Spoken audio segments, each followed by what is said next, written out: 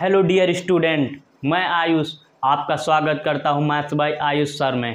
तो आज हम पढ़ने वाले हैं क्लास 9th एनसीईआरटी का चैप्टर नंबर 2 जो कि है पॉलिनोमियल। पॉलिनोमियल क्या होते हैं इसके बारे में आज पूरा हम डिस्कशन करेंगे।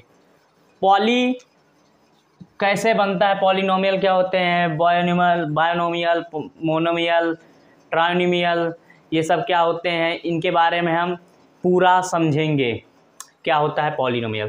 ठीक, पॉलिनोमियल अब हम पढ़ते हैं। तो पॉली जो है हमारा किससे बनकर बना है, पॉली और नोमियल से। इसको ब्रेक कर लेते हैं।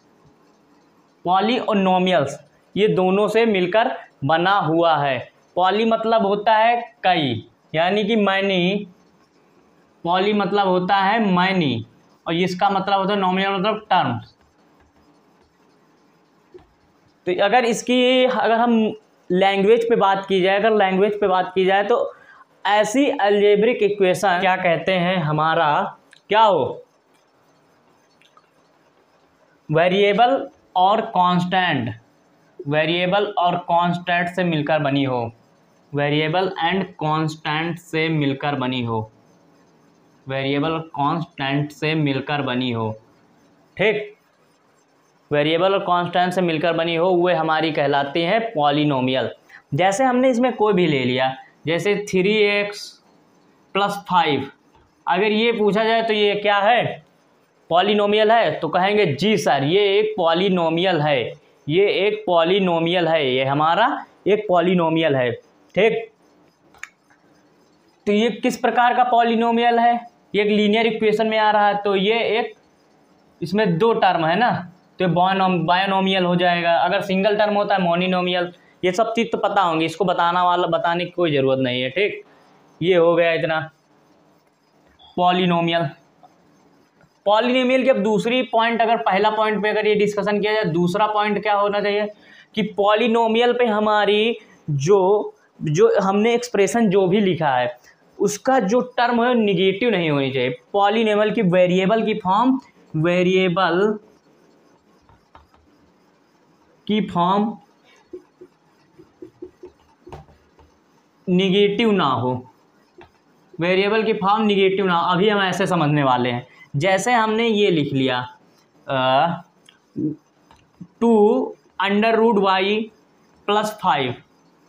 ठीक, तो ये हमारी अंडर रूट में भी वैल्यू ना होनी चाहिए और निगेटिव ना होनी चाहिए। जैसे ये हमारी हो गई, जैसे 2 की पावर -1 है, तो ये भी हमारा एक ये हो जाएगा, 2 की पावर -1 है, तो इसको हमने बहुत अच्छा बताया था, तो 2/y हो जाएगा ना, तब ये निगेटिव यानी कि हमें निगेटिव में नहीं होनी चाहिए। ठीक, और ये रूट में ना होनी चाहिए। ये दो बेसिक पॉइंट होते हैं। तो इसके बाद अगला देखते हैं हम।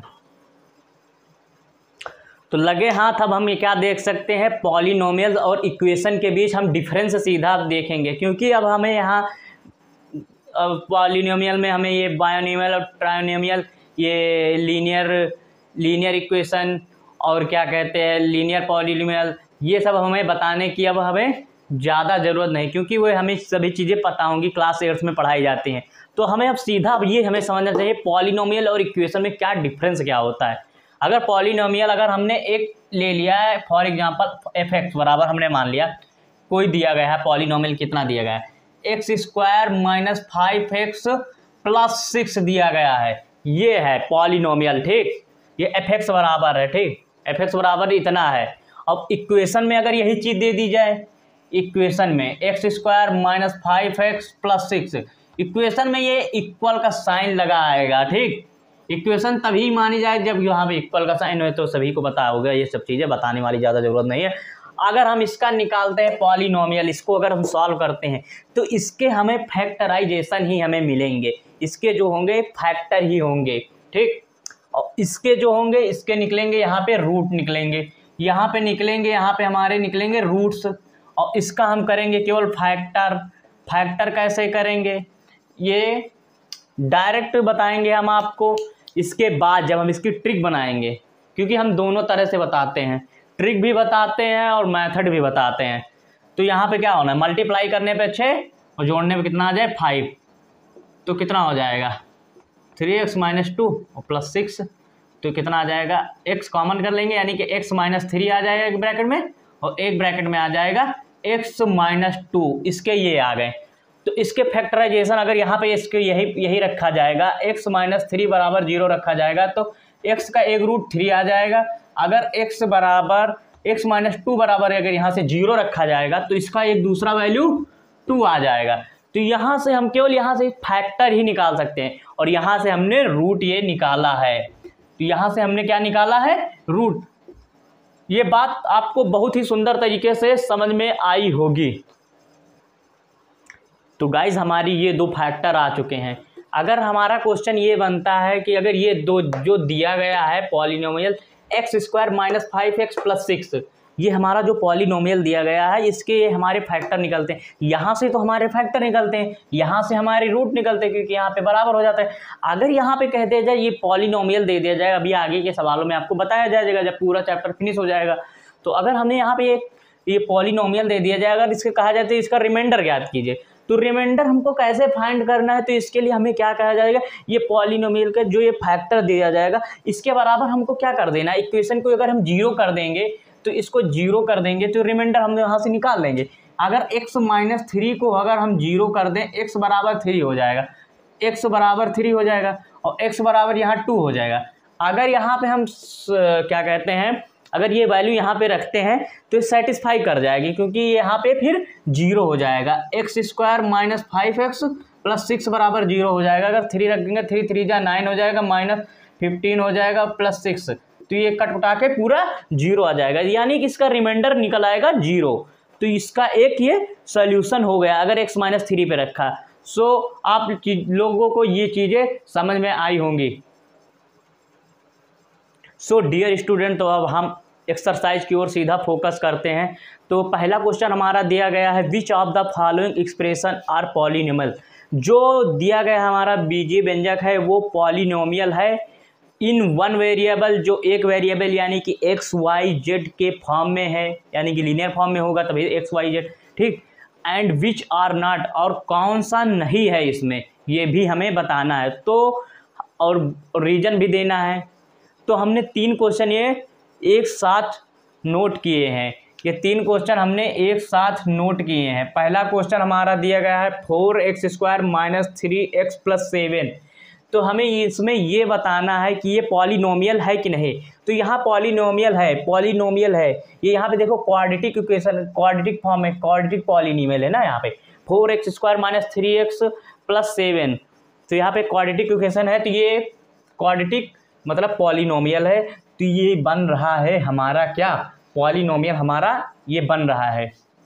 ये तो क्वाड्रेटिक क्यूबिक पॉलिनोमियल, ये तो लीनियर पॉलिनोमियल आई थिंक सभी बच्चों को पता होगी, क्योंकि 8th में पढ़ाया जाता है, तो यहाँ ज़्यादा समझाने की कोई ज़रूरत नहीं। तो 4x square minus 3x plus 7, तो ये हो गया हमारा पॉलिनोमियल है, पॉलिनोमियल है। और यहाँ पे वेरिएबल कितना है, x। और दूसरा क्वेश्चन हम देखते हैं, Y square plus under root 2 है। अंडर रूट 2 है तो चलेगा, लेकिन अगर कहीं वेरिएबल की फॉर्म में अगर अंडर रूट 2 आ गया तब वो पॉलिनोमियल नहीं होगा। तो ये भी एक पॉलिनोमियल है। और यहाँ वेरिएबल कितना है, वेरिएबल है हमारा y, ठीक। और यहाँ नंबर 3 पे हम देखते हैं 3 under root t plus T root 2। तो यहाँ देखिए अंडर रूट टी दे दिया है, तो अंडर रूट टी को हम क्या लिखते हैं, 3 अंडर रूट 2, टी की पावर कितना हो जाएगा 1/2। तो यानी कि पावर जो है ये होल नंबर में होनी चाहिए, यहाँ पे होल नंबर में नहीं है पावर, तो इस कारण ये हमारा नहीं होगा। और इस कारण ये हमारा पॉलिनोमियल नहीं होगा। और वेरिएबल तो दिया है टी है, वेरिएबल टी है, लेकिन ये पॉलिनोमियल नहीं होगा।